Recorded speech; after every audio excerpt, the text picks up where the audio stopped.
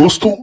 General याया खान और नूरजहां या general रानी के किस्से तो आपने सुने ही होंगे। जनरल परवेज मुशर्रफ की अय्याशियों के ऊपर भी किताबें लिखी गई हैं, पार्लियामेंट से बाजारे हुसन तक। लेकिन क्या आपने बाजारे हुसन से GHQ तक के जो किस्से हैं, उनके अंदर असल कहानियों को कभी जाना है? पब्लिक स्पेयर के अंदर जो है वो सियासतदानों को तो नंगा करने की आदत है, और कुछ जर्नैल जो पब्लिकली नंगे हों, चाहे वो जनरल याया खान हो या जनरल परवेज मुशर्रफ हो, तो पता चल जाता है पब्लिक को।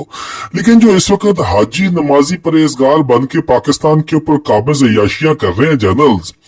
उनके असल किस्से अंदर जो है उनके बारे में तो आपको नहीं पता, और बताया इसलिए नहीं जाता क्योंकि पाक फौज को पाकिस्तान की बुनियादी इकाई या सेंटर ऑफ ग्रेविटी कहा जाता था, और इसलिए इन किस्सों को सामने नहीं लाया जाता था। लेकिन अब क्योंकि न तो पाक फौज पाकिस्तान की बुनियादी इकाई रही है और ना ही पाक फौज पाकिस्तान की सेंटर ऑफ ग्रेविटी रही है, बल्कि वाज़े तौर के ऊपर बैरून ताकतों के एक आला कार के तौर के ऊपर पाकिस्तान को तोड़ने का एक किरदार अदा करती हुई आपको यहाँ पे जर्नैल का जो जर्नैल है पाक फौज के वो नजर आते हैं। तो इन जर्नैलों के फिर किस्से जो हैं, मेरे ख्याल में वो भी अवाम के सामने आने चाहिए। और ये चैनल जो है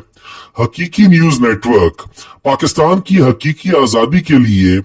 ये हकीकी खबरें आप तक पहुंचाने का और अहम तरीन जो इस तरह के मामलात हैं जो पब्लिकली शायद न बोले जा सकते हो, वो बोलने का काम अदा करेगा। आप लोग इसको लाइक और सब्सक्राइब करें और ज्यादा से ज्यादा फैलाएं, क्योंकि आइंदा आने वाले दिनों में बहुत ज्यादा छत पाड़ किस्से जो है वो यहाँ पे आपको मिलने वाले हैं। और आज का जो किस्सा है बिलखसूस वो उन 4 जर्नैलों के नाम है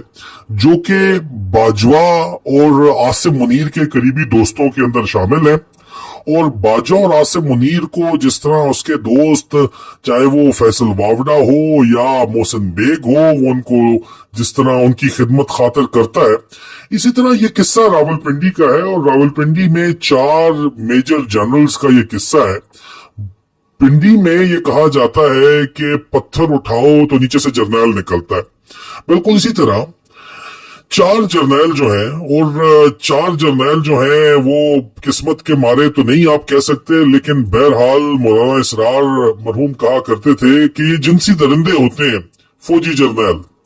और इसी दरिंदगी के अंदर इनका ये सफर जो है, खास तौर के ऊपर जब ये जर्नैल बनते हैं और पैसा इनको मिलता है अपने कमांड फंड्स या ब्लैक फंड्स का जो पैसा मिलता है जिसका कोई ऑडिट नहीं होता, और उस पैसे को वो कहीं भी लगा सकते हैं, तो अपनी जिनसी और नफसानी ख्वाहिशात को पूरा करने के लिए भी वो लगाते हैं। इसी तरह पिंडी में एक जनरल रानी आजकल पाई जाती है। पिंडी की बड़ी मशहूर जनरल रानी है, और उसके पास बेगम अकलीम अख्तर की तरह बेतहाशा आगे से जनरल रानियों की जो छोटी जो कप्तानियां और लेफ्टिनेंटियां मौजूद हैं, जिनको वो इस्तेमाल करती है जर्नैलों की बिलखसूस अय्याशी के लिए। और जर्नैल अपने ब्लैक फंड और कमांड फंड से उनको नवाजते हैं और बेतहाशा नवाजते हैं। लेकिन मसला उस वक्त खराब हुआ जब एक जनरल रानी जो इस वक्त पाई जाती है पिंडी में, उसने हद से ज्यादा तजावुज की। ये 4 जर्नैल जो हैं उस वक्त मेजर जनरल थे, पिंडी के अंदर तैनात थे, और इन्होंने अपनी अय्याशियों का अड्डा बनाया हुआ था रावलपिंडी के DHA के अंदर। बाकायदा तौर के ऊपर ये अड्डा चलाया जा रहा था। DHA के अंदर डिफेंस हाउसिंग अथॉरिटी के अंदर ये अड्डा चलाया जा रहा था, और इस अड्डे को चलाने वाली मशहूर तरीन जनरल रानी इस वक्त जो है वो पिंडी में आज दिन तक यही काम कर रही हैं। इन 4 जर्नलों को मेजर जनरल्स थे, इनको बाकायदा तौर के ऊपर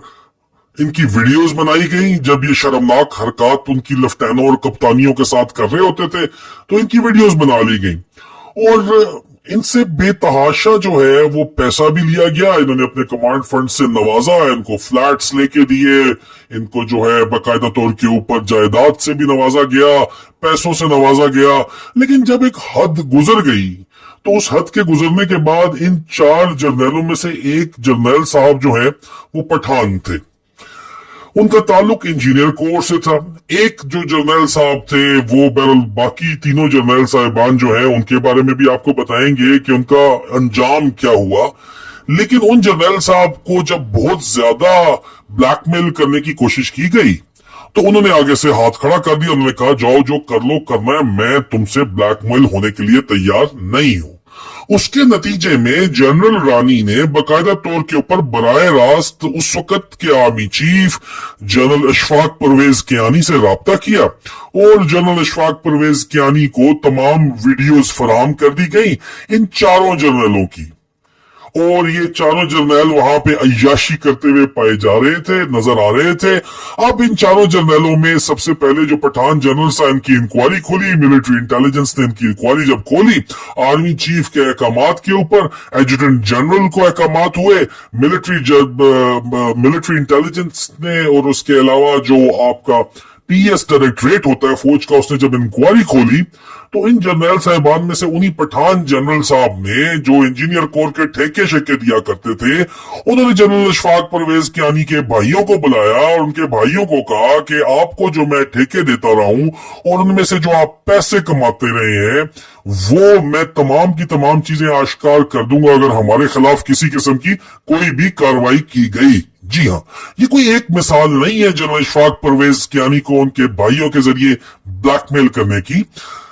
ये जो चार मेजर जनरल हैं जो बाद में बाकायदा तौर के ऊपर इंक्वायरी डबा बंद हो गई और ये लेफ्टिनेंट जनरल प्रमोट भी हो गए, और एक साहब यूक्रेन में बैठे हैं, एक साहब जो है सरकारी ओहदे के ऊपर, एक साहब जो है वो लेफ्टिनेंट जनरल बन गए हैं, और जो तीन बल्कि चारों लेफ्टिनेंट जनरल बने, और चारों इस वक्त जो है वो सरकारी रिटायरमेंट के बाद सरकारी इदारों के अंदर अयाशियां कर रहे हैं, सरकारी ओहदे मिले हुए हैं। एक को सफारतकारी का ओहदा मिला हुआ है यूक्रेन के अंदर, एक को जो है वो नस्ट के अंदर ओहदा मिला हुआ है, एक को मुख्तलिफ सरकारी खातों के अंदर इन चारों को सेट कर दिया गया है। और ये बात कोई एक फौज के अंदरूनी खातों में कोई बात जो है ये ढकी छुपी नहीं है, सबको फौज के अंदर पता है ये क्या हो रहा है, क्योंकि ये वाकया बिल्कुल जनरल जाहिद फारूक वाला वाकया है, quarter master general Ashfaq Parvez Kayani के जो थे, और ये ना पहला वाकया है, इसके बाद भी ऐसे वाकये हुए और इससे पहले भी ऐसे वाकये मुसलसल होते चले आ रहे हैं, सब आपके सामने लेके आएंगे। लेकिन जनरल जाहिद फारूक भी इसी तरह ठेके दिया करते थे, तो उनके साथ एक आर्किटेक्ट थी जिनको तमाम ठेके दिए गए। ठेके कंस्ट्रक्शन के तो जनरल अशफाक परवेज कियानी के भाइयों को मिलते थे, लेकिन आर्किटेक्चर जो है वो जनरल जाहिद फारूक की मर्जी की एक खातून लगाई गई जिनसे उनके बड़े करीबी ताल्लुकात अस्तवार हो गए। तो एक दिन इस्लामाबाद पुलिस ने एक नाके के ऊपर उनको रोका जहां पे जनरल जाहिद फारूक शराब के नशे में धत थे, और उनके साथ शराब के नशे में धत वो कॉन्ट्रैक्टर बैठी हुई थी और गाड़ी वो खुद चला रहे थे। उन्होंने बहकी हुई आवाज में जब इस्लामाबाद पुलिस के अलकार को बताया कि दफा हो जाओ, मेरे करीब भी मत आना, मैं लेफ्टिनेंट जनरल हूं, तो शक्ल से वो देखने से जनरल तो क्या चपरासी भी नहीं लगते थे, और इसलिए पुलिस ने उनकी बात नहीं मानी और उनको दो धप्पे मार के थाने ले गए। थाने ले गए तो फौरी तौर के ऊपर जो है थाने पे जब कॉल चली तो उसके बाद बाकायदा तौर के ऊपर मिलिट्री पुलिस ने वहां पे जाके जनरल जाहिद फारूक को बचाया। जनरल जाहिद फारूक को बचाने के बाद उनको हुक्म दिया गया कि जनाब किसी भी सूरत वो दफ्तर नहीं आएंगे। उनकी रिटायरमेंट में कुछ अरसा रहता था, उनको कहा गया कि आप अपनी रिटायरमेंट तक घर पे ही रहेंगे। 3 महीने रहते थे, लेकिन 3 दिन बाद वो अपनी गाड़ी पे झंडे लगा के वापस जीएचक्यू आए,